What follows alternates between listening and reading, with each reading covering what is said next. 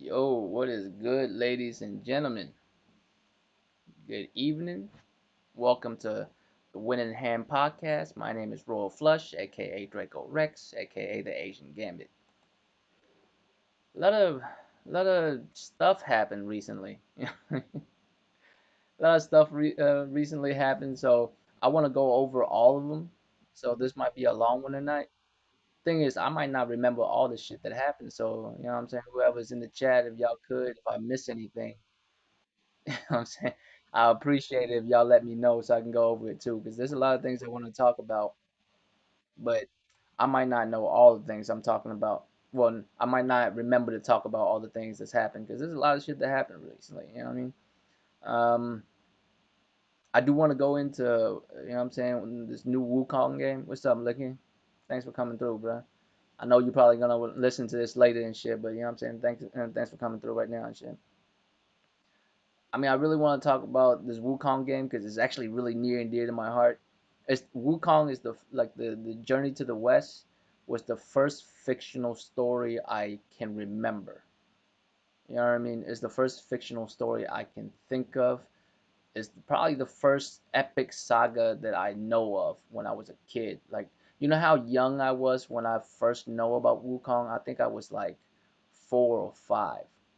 Because originally I never even read the original Journey to the West. I think my mom and dad read it to me when I was a kid, like when I was like 4 or 5. Like so, it's just you know what I'm saying near and dear to my heart. So I know about Wukong very well, not like not as well as like a historian or you know what I'm saying anything like that. But I know him from just knowing about the legends and the stories of Wukong well enough that I could break it down for y'all later. So if any one of y'all confused like a motherfucker, you know what I'm saying, I can break down at least a couple of things just so just y'all could at least understand the trailer a little bit better.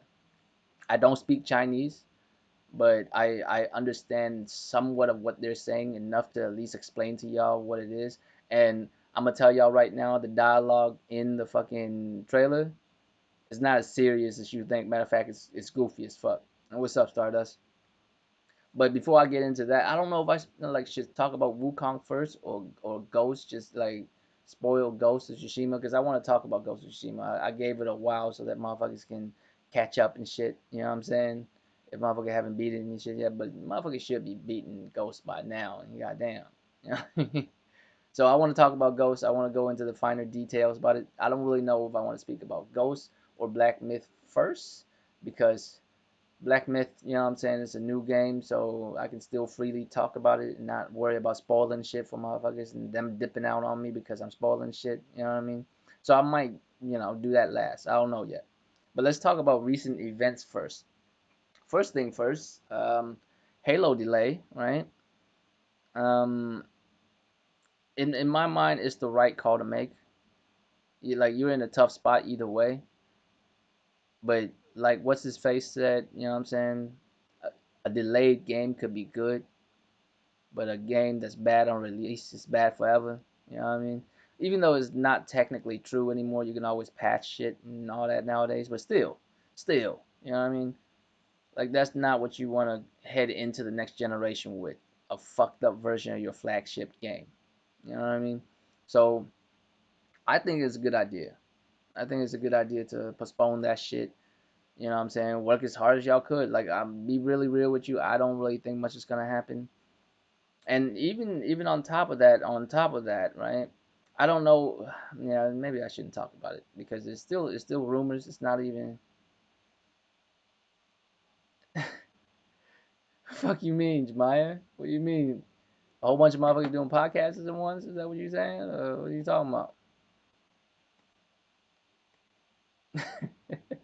No, but I'm saying though, like, all right, for like, I would appreciate, if I was a Halo fan, which I'm not, but let's say I am, right? I would appreciate you postponing that shit because I wouldn't want to play a doo-doo ass game on release date, which is cool. It's whatever. You know what I mean? That's appropriate. Matter of fact, I think that's fine. The concern is when motherfuckers, you know what I'm saying, take all that time and the game's still gonna be boo boo when it comes out, because that shit's gonna be boo boo when it comes out, fam. I'm gonna tell y'all right now. I mean, 2 weeks ago, bro. Not that long ago. Shit, it wasn't that long ago. I went live a couple weeks ago.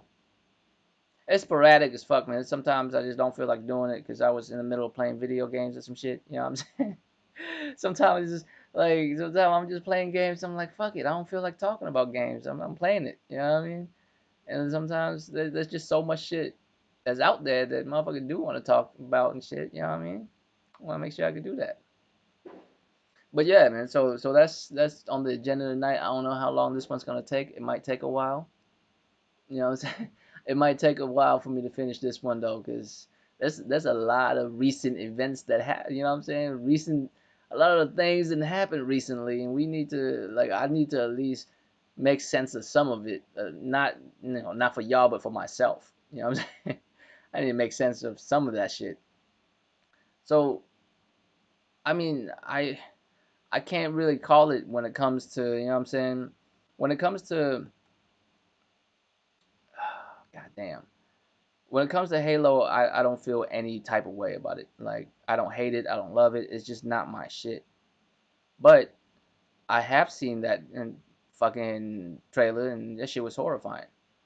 You know where it's bad for me? It's not bad for me like Craig and shit, right? The whole Craig meme was going on for damn near a month and shit, but it's still going on basically.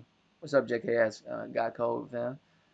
You know what I mean? It's the Craig thing is humorous, but like I didn't think the gameplay looked good or bad because I'm just not into Halo. I don't have enough Halo experience to even call it. I'm like, is this good looking for Halo? Is this bad looking for Halo? I don't know none of that shit.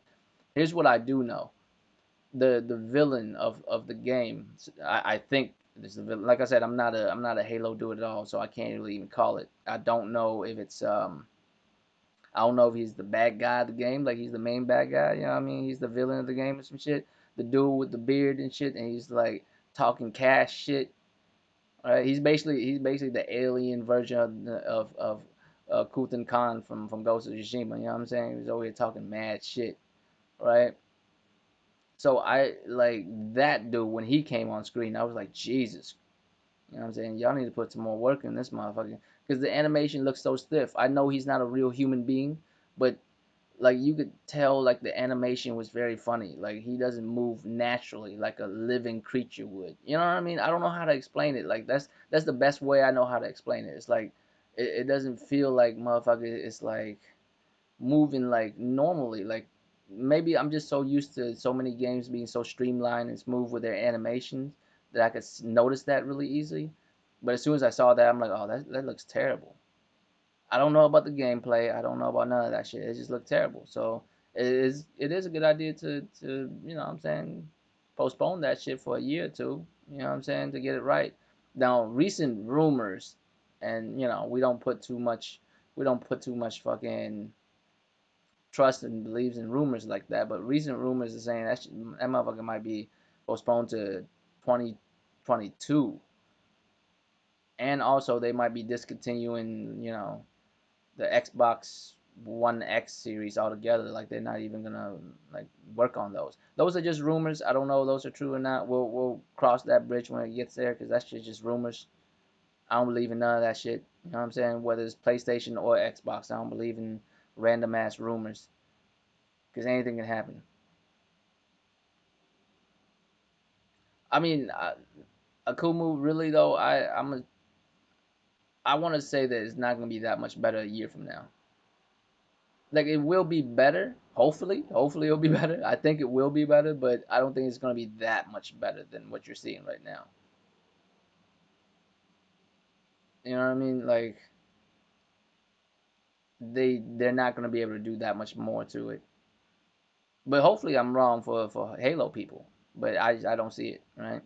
Besides from that, you know what I mean? So I mean that's delayed. So basically the issue with Xbox right now out the gate is just they don't have a launch lineup, which, you know, realistically, most consoles don't really have that great of a launch lineup. But then, you know, maybe that's just me because a lot of times the launch games not a lot of them hit for me like that. But maybe some other people might feel some other way, whether it's any type of console. You know what I mean? They might feel some differently than I do. But usually, in my opinion, most games that are launch games are not that hot. I usually don't buy console day one. I usually, buy it like months on in when some shit that comes out that I actually want to play. Like on release date, not a lot of games be hitting like that, man. I'm just being real. But Halo not having something significant to tout their power is just is fucking damaging. You know what I mean? So that's difficult, right? But I mean, it is what it is. Like I feel like if the Craig memes wasn't like this serious, you know what I mean? Like it shit blew up overnight. Like everybody was doing the Craig memes. People who don't even play video games doing the Craig memes. You know what I mean? So I feel like that's the reason why they postponed it to keep on working on it. Because I don't think they would have postponed it. You know what I'm saying? I don't think that it was delayed that shit at all. If that motherfucker, if no one was like bitching about it, if no one was like making memes, joking about it and shit, you know what I mean? Like having a field day with that motherfucker because they had a field day with that motherfucking.